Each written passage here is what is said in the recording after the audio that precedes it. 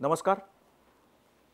आज महाराष्ट्राचे ज्येष्ठ जाणते नेते आणि ज्यांच्याशिवाय मागच्या 5 दशकामध्ये महाराष्ट्राचं राजकारण पुढेच जाऊ शकलं नाही किंवा इतिहासालाही ज्यांच्या नावाची नोंद घेतल्याशिवाय पुढे जाता येणार नाहीत असं ज्येष्ठ नेतृत्व, महाराष्ट्राचंच नाही तर देशाचं नेतृत्व ज्यांनी अनेक पदं भूषित केलेली आहेत।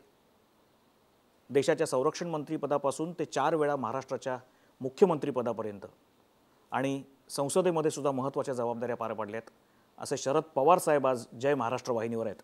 पवार साहेब, जय महाराष्ट्र वाहिनीच्या वतीने आपलं मनापासून स्वागत आणि आपल्या अमृत महोत्सवी वर्षानिमित्त मनापासून अभिष्ट चिंतन। राजकारणाकडे येताना कोणत्या व्यक्तिमत्वांचा प्रभाव त्यावेळेला आपल्यापुढे होता, इम्पॅक्ट ज्याला आपण म्हणतो आपल्या व्यक्तिमत्वावर, तो कोणाकोणाचा? दोन, एक तर राष्ट्रीय आणि आंतरराष्ट्रीय पातळीवर जवाहरलाल नेहरू। सुरुवातीला गांधी का नेहरू अशी एक द्विधा मनस्थिती माझ्यासारख्याच्यात असायची आणि गांधींचं थिंकिंग त्यावेळेला अनेक वेळेला आम्हाला थोडंसं आउटडेटेड वाटायचं आणि जवाहरलाल नेहरू हे आधुनिक विचाराचे पुरस्कर्ते, विज्ञानाच्या संबंधी आस्था राखणारे, जागतिक पातळीवर भारताचं एक महत्त्व वाढवण्याच्या संबंधीचा प्रयत्न करणारे आणि हे जे द्वंद्व होतं गांधी का नेहरू, त्याच्यात मी नेहरू याच विचाराचा सुरुवातीच्या कालखंडामध्ये होतं। ज्यांची भाषणं ऐकावीत असे जे वक्ते होते, मी त्यांच्या विचाराशी सहमत नव्हतो, पण अतिशय उत्तम वक्तव्य ऐकायला म्हणजे अटल बिहारी वाजपेयी आणि त्याच्यानंतर मराठीमध्ये यशवंतराव चव्हाण। जसं वय वाढत गेलं, अनुभव आला, वाचन वाढलं, त्याच्यानंतर महात्मा गांधीचं महत्त्व कळलं। महात्मा गांधी हे खऱ्या अर्थानं नेहरूंच्यापेक्षा कर्तृत्वाच्या बाबतीत, देशाच्या योगदानाच्या संदर्भात त्याची काही तुलना होऊ शकत नाही, पण गांधी हे समजायला माझ्यासारख्याला वेळ लागला। की हे 60च्या आसपासचं वातावरण आणि 67ला तुमची बारामतीची निवडणूक, या मधल्या काळामध्ये नेमकं काय होतं? बारामतीतनं निवडणुकीला उभं राहावं असं एक मला सुचवलं गेलं। बारामती काँग्रेस कमिटीने एकमताने ठराव केला की हा सोडून कोणाला तिकीट द्या, निवडून येणार नाही, आम्हाला चालणार नाही वगैरे वगैरे। ते यशवंतरावजीने जिल्ह्यातल्या लोकांना सहजच विचारलं की निवडणुकीला कसं चिठ्ठी जिल्ह्यात म्हणजे चांगलं आहे, महाराष्ट्रात आपल्या किती जागा येतील यावेळेला? त्या कोणते सिनियर माणसं सांगितलं किंवा 280 काहीतरी जागा आहेत, आपल्या 250 यायला हरकत नाही। ते माणसं म्हणजे 250 येणार याचा अर्थ म्हणजे जवळपास 100-105 जागा आपल्या पराभूत होतील। तेवढ्या पराभूत होतील, काही ठिकाणी आपण वीक आहोत तेवढ्या पराभूत होतील, पण बहुमत आपलंच राहील असं त्या जिल्ह्याच्या नेत्यांनी सांगितलं। यशवंतरावजी म्हणजे ठीक आहे, तर तुम्ही म्हणता 105-110 पराभूत होतील, त्याच्यात आणखीन एकाची भर घालूया आपण, 105च्या ऐवजी 106 शरदला तिकीट देऊन टाका, एक सीट गेली आणखीन असं समजू, असं म्हणून तो निकाल झाला आणि सुदैवानं पुणे जिल्ह्यात मी हायेस्ट मतांनी निवडून आलो या सगळ्या विरोध करणाऱ्यांच्यापेक्षा 67। मग मी जो आलो, राजकीय यात्रा सुरू झाली, विधिमंडळात जो आलो तो अजून आहेच। या सगळ्या कालखंडात एकही निवडणूक आपण वैयक्तिकरित्या हारला नाहीत, जी तुम्ही लढवलीत ती सगळ्या तुम्ही जिंकल्यात। मी 7 पार्लमेंट आणि 7 विधानसभाच्या निवडणुका लढलो, सुदैवानं सगळ्यात मला पहिली निवडणूक फक्त टफ गेली जी, पण 67ची साहजिकच आहे आणि तरी मतांची संख्या जास्त होती, पण त्यानंतरच्या निवडणुकीत सगळ्या वन साइडेड झाल्या, म्हणजे 70%, 75%, 80% मतं मला एकदा मध्ये पुन्हा एकदा जरा टफ गेली, पण तरी 50,000-1,000च्या फरकाने मी विधानसभेला निवडून आलो। ती म्हणजे 1977 साली त्या इमर्जन्सी आणि हा जो सगळा एक याबद्दलचं एक देशात वेगळं वातावरण झालं होतं, तेवढी एक निवडणूक मला टफ गेली। नंतर टफ म्हणजे तरी 50,000च्या फरकाने, म्हणजे महाराष्ट्रात पहिल्या 2-3 लोकांच्याच मताच्या बाबतीत मी होतोच, तर सुदैवाने आणि त्याचं मुख्य कारण मी डेव्हलपमेंटवर लक्ष घातलं जास्त. एक, प्रत्येक गावात संच तयार केला. 2, आणि निवडणुकीमध्ये एक अजून सुदैवानं चित्र तिथे आहे, त्या मतदारसंघात लोकांना पैसे आणि वाहनं लागत नाहीत. या राज्याचं 4 वेळा आपण मुख्यमंत्रीपद भूषवलं. 4ही वेळची आव्हानं संपूर्ण वेगळी होती. कधी तुम्हाला यायचं होतं, कधी तुम्हाला यायचं नसून तुम्हाला महाराष्ट्रात पाठवलं गेलं आणि तुम्ही अतिशय यशस्वीपणे महाराष्ट्र त्यातनं बाहेर काढून दाखवलात या सगळ्या क्रायसिसमधनं. पण मला असं वाटतं की त्यातलं 78 सालचं तुमचं मुख्यमंत्रीपद म्हणजे एक अशी वेगळी मोठ तुम्हाला बांधायला लागली होती, उजव्या विचारांची, समाजवादी विचारांची. परत तुमच्या काँग्रेसचं तुमचं नेतृत्व आणि काँग्रेस एस, हा भयंकर एक आव्हानात्मक 2 वर्षाचा प्रयोग होता की जे कधी एकत्र येईल असं महाराष्ट्रात कोणाला वाटलं नव्हतं. माझ्या मते माझ्या 4 वर्षाच्या मुख्यमंत्र्यांच्या कालावधीमधला सुलभ कालावधी 78चा होता. म्हणजे अजिबात जसं म्हणजे ठीक आव्हानं होती. कारण त्याचं कसं होतं, त्या अर्जुनासारखी माझी परिस्थिती होती की सगळे समोर विरोधी पक्षनेता प्रतिभाताई, कालपर्यंत म्हणजे आपली वडीलधारी भगिनी वगैरे असं म्हणून वसंतदादा, त्यांच्या मंत्रिमंडळात मी होतो. सगळे यशवंतराव होते, उत्तम मित्र, वडीलधारी पण मित्र. आणि हे सगळे अगदी नाईक साहेबसुद्धा, नाईक साहेबच्या पार्लमेंटला होते पण भयंकर रागावले होते. आणि हे सगळे लोक अत्यंत आक्रमक पद्धतीनं माझ्यावर हल्ले करायचे. त्यामुळं स्वकीयांचा सवन हल्ला हा एक भाग जर त्यातला सोडला तर दुसरी बाजू अशी होती की माझं जे गव्हर्नमेंट होतं ते गव्हर्नमेंट फार समंजस लोकांचं होतं. पण मग हा सगळा खंजीर हा प्रकार नंतर महाराष्ट्रात कित्येक वर्ष का बोलला गेला याच्यात? जेव्हा सरकार बनलं पहिल्या दिवशी आम्ही राजीनामा दिला. मी, सुशीलकुमार शिंदे, दत्ता मेघे आणि सुंदरराव सोळंके चौघांनी राजीनामा दिला. बजेट सेशन चालू होतं आणि रामराव अधिक आणि आणखीन गेलं. तर तिरफुडे दादा संयमी आणि तिरफुडे अत्यंत त्यांची भाषाही गमतीचीच असायची.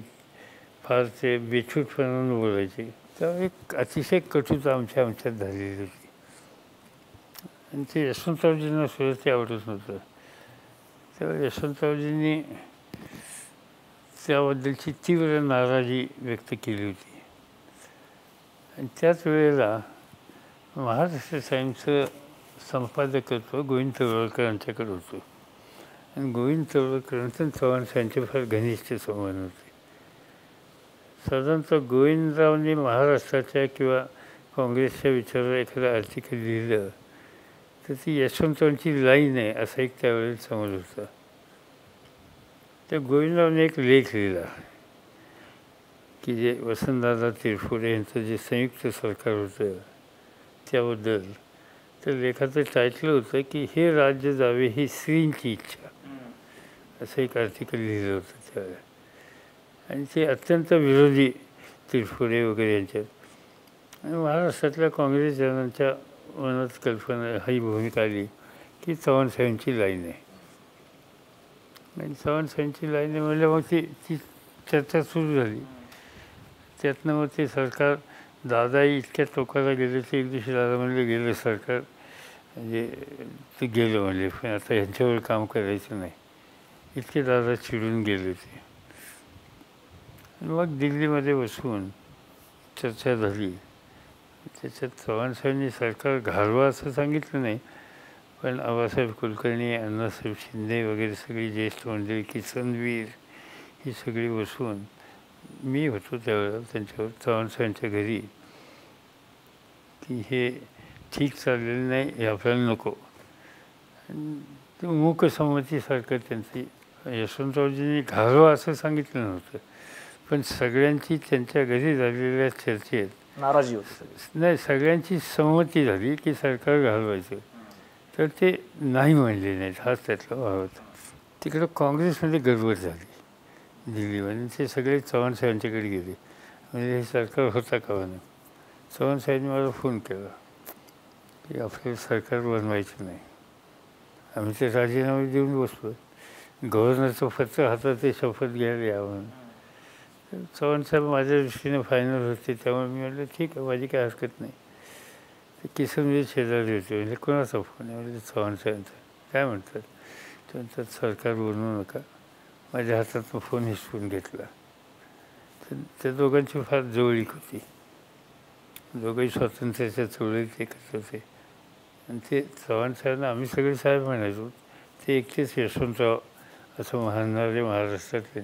यशवंतराव, आता दोर कापलेत, या पोरांचं आयुष्याचं वाटोळं करू नका. त्यांनी आता हा निर्णय घेतला आहे, आमच्या सगळ्यांच्या पाठिंब्यामुळे घेतला आहे. आता राजीनामे दिलेत, गव्हर्नरचं पत्र आलेलं आहे. आता जी मुलं मागं पडली ही आयुष्यात नव्हती. तुम्हाला मला त्यांचं राजकीय आयुष्य उद्ध्वस्त करायचा अधिकार नाही. आणि पुन्हा फोन करू नका म्हणून फोन आलेला. आणि आम्हाला सांगितलं शपथ घ्यायची. ती त्यातनं आम्ही ती शपथ घेतली आणि ते सरकार बनलं. ते सरकार चालवायला अतिशय सोपं होतं. त्याचं मुख्य कारण त्यावेळेला ही गव्हर्मेंट चालवण्याच्यासाठी एक जी कमिटी होती सरकारच्या बाहेरची, त्याचे प्रमुख SM जोशी होते. आणि अण्णांची भूमिका अत्यंत सामंजस्याची आणि आम्हा लोकांना प्रचंड मदत करायची. आणि त्यामुळं SMची काही व्यक्तिगत अपेक्षाच असायची नाही.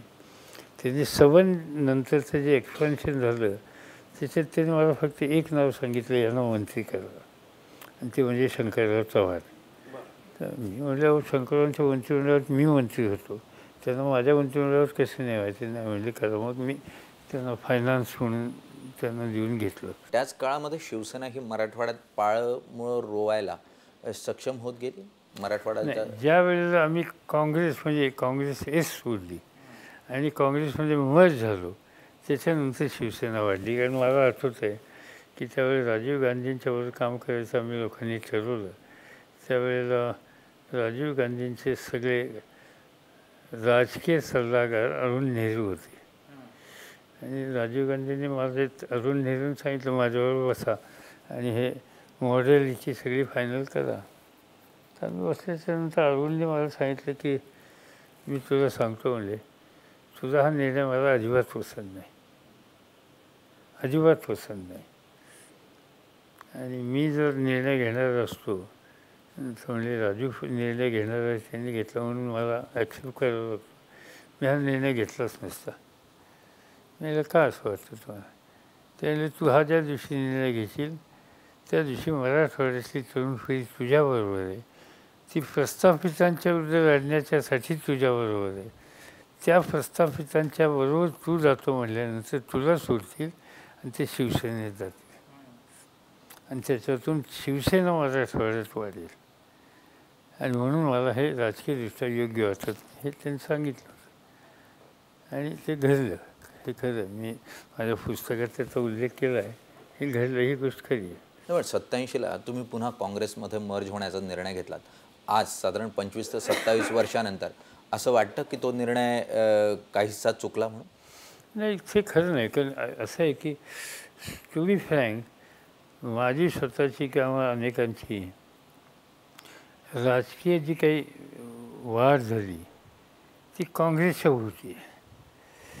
दुर्दैवानं काँग्रेसमधल्या काही गोष्टी बदलल्या गेल्या आणि त्याच्याशी आता यावेळीसुद्धा काँग्रेसमध्ये मी काही बाहेर पडलो नव्हतो. मला काँग्रेसनं एक्सपेल केलं. एक्सपेल का केलं? फक्त एवढाच प्रश्न आला की त्यावेळी सोनिया गांधींनी वर्किंग कमिटीमध्ये हा प्रश्न काढला की उद्या तेव्हा निवडणूक सामान्य होती की निवडणुकीमध्ये माझ्या परकीय जन्माचा इश्यू हा महत्त्वाचा इश्यू निघेल. आणि मग ती चर्चा झाली. बहुतेकांनी निघणार नाही हे सांगितलं. फक्त सांगू आम्ही तारीखांवर, आम्ही सांगितलं की हा निघेल पण त्याला आपण तोंड देऊ. पण हा निघेल ही जी भूमिका आम्ही घेतली ती त्यांना आवडली नाही. आणि त्याच्यातून मग त्यांनी तिथं त्यांनी पक्षाचा राजीनामा दिला. मग ती सगळी दिल्लीत नाटकं सुरू झाली, रडारडी सुरू झाली. त्यांच्या दारात जाऊन लोक बसले, नाही तुम्ही घेतलंच पाहिजे. मग त्याच्यातून आम्हाला पक्षातनं एक्सपेल करा ही मागणी. तुम्ही त्यावेळेस पुण्यात होतात आणि मी त्या क्षणाचा साक्षीदार होतो, कारण दूरदर्शन करता मी पहिली रिॲक्शन तुमची त्यावेळेस पुण्यात उतर मला माहिती नव्हतं. विमानातनं उतरल्यावर मला विमानतळावर सांगितलं प्रेसने 3 प्रसंग हे स्पेसिफिक असे ठसठशीत जाणवतात की ज्या वेळेला नरसिंहराव ज्या वेळेला पंतप्रधान झाले त्यावेळेला आपलं नाव पंतप्रधान पदाकरता संपूर्ण राज्यातच नाही देशात त्याची चर्चा होती. दुसऱ्या वेळेला सीताराम केसरींना ज्या वेळेला आपण पक्षांतर्गत निवडणुकांमध्ये आव्हान दिलं त्यावेळेला, आणि तिसऱ्या वेळेला आपण सोनिया गांधींच्या विदेशी असण्याचा मुद्दा निघू शकतो हे आपण पार्टीमध्ये ओपनली सांगितलं त्यावेळेला. या तिन्ही वेळेला आपल्याकडे पक्षांतर्गत थ्रेट म्हणून मुद्दाम पोज करणारी काही मंडळी काँग्रेसमध्ये अशी होती की ज्यांना तुम्हीच पुढे यायला नको होतात. नरसिंहरावांच्या माझ्या वेळेला नरसिंहराव रिटायर झाले होते. ज्या वेळेला हा प्रश्न आला, सिद्धार्थ शंकररे यांना सांगितलं की तुम्ही मतदान घ्या. मतदान घेण्याच्या वेळी सिद्धार्थने आम्हाला बोलवलं, मला बोलवलं, नरसिंहराव बोलवलं. त्यावेळेला इच्छुक हे होते, अर्जुन सिंगी थोडे होते, त्यांनाही बोलवलं आणि त्यांनी सांगितलं कसं मतदान. मी म्हटलं सिक्रेट बॅलेट घ्या. त्यावेळेला सिक्रेट बॅलेटने पक्ष दुभांगेल आणि आता हे आपण सहन करू शकत नाही. मग काय करायचं म्हणजे मग मी 1 बाय 1 प्रत्येकाला बोलवतो आणि मतं घेतो. मला ते काय फारसं आवडलं नाही, कारण ते काय सांगतील ते खरं म्हणायचं. आणि त्यावेळेला एक असं सांगण्यात आलं सोनिया गांधींच्या सर्कलमधून की जर मी झालो तर तिथं शब्द वापरला होता की ये लंबे रेस का घोडा आहे, लवकर जायचं नाही, एकदा बसला की बसेल. आणि त्याच्यापेक्षा नरसिंहराव बोलले जादा दिन नाही. आणि म्हणून मग नरसिंहरावला पाठिंबा द्यायचा हा गांधी घराण्याच्या जवळच्या लोकांना मेसेज गेला, सीताराम केसरीपासून सगळ्यांनी. आणि मग त्याच्यात साहजिकच नंबर तिकडं वाढला. आणि मग काहीतरी आम्हाला सांगितलं यांनी नंतर सगळ्यांची इंटरव्ह्यू झाल्यावर, किंवा काहीतरी 180 एका बाजूला आणि 105 का 102 एका बाजूला. त्याला काही तेवढा अर्थ नव्हता. पण शेवटी एकदा मला म्हणायचा मला नैतिक अधिकार नव्हता, कारण त्यांना अधिकार द्यायच्या गोष्टीला मी पाठिंबा दिला होता. त्यामुळे त्यांचा निर्णय आम्ही सगळ्यांनी ॲक्सेप्ट करायचं मान्य केलं. त्यावेळेला ती भूमिका झाली. आणि त्याच्यानंतर तुम्ही म्हटलं सीताराम केसरी आणि मी, त्यावेळेस पुन्हा सगळ्यांची इच्छा होती मी अध्यक्षपदाची जबाबदारी घ्यावी. पण पुन्हा 10 जनपदवरून सूचना आली की केसरींना करा. आणि त्याच्यात हेतू हाच होता की मी कदाचित जर